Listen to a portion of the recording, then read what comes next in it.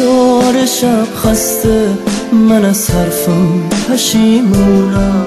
من از دنیام گذشتم تا تو باشی ماه ایوونم. همه فکر و حواس من پی حرف دلت بوده. بگو با من تو میمونی، بذار قلبم شه آسوده. بگو هستی که من با تو یه جون تازه‌ای دارم، که من تا آخر قصه تو رو تنها نمیذارم. بمون با من که تنهایی رفیق خواب و رویامه.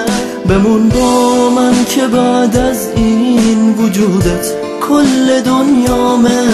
بمون با من که تنهام، با منی که رفتم از یاد، با منی که دیگه حتی ندارم قدرت فریاد. بمون با من که تنهام، با منی که رفتم از یاد، با منی که دیگه حتی ندارم قدرت فریاد.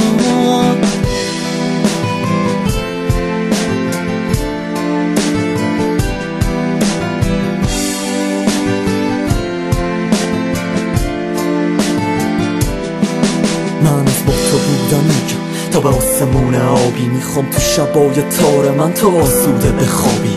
من هر دم تو تنهاییم به یادت هستم، تو هم رویای شیرینی، منم چشامو بستم. تو فرداهای روشنمون امید و من دیدم، واسه رسیدن به تو از این دنیا هم بریدم. توی پری رویای، توی بانوی شعرم، که از حرم نفس هات من آخر قصم. من بغض ترانه رو تو ثانیه بستم، تو ترنم نسیمی، من واژه حسرت. تو میدونی که ذهن من درگیر تو بود، خب عشق تو قلبم و از سینه رو بود. تو چشمتم عشقم و به یاد میاره، تنها همدم شبای من صدای گیتاره.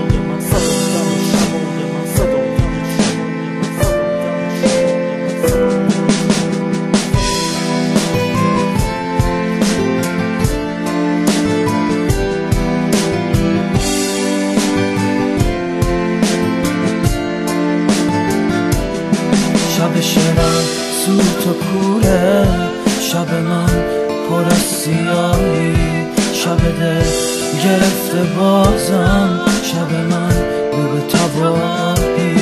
با تو بانوی قصه، شب من بی تو چه تنهاست. وقتی تو نباشی پیشم، سرپناه درد و غم هاست. غزل و ترانه من پیش تو معنی نداره. تو خود بانوی شعری، توی واسم تک ستاره. پیچیده تو شهر قلبم که دلت گرفته از من پشیمون از بودنت مرهم قلبم. تو بمون با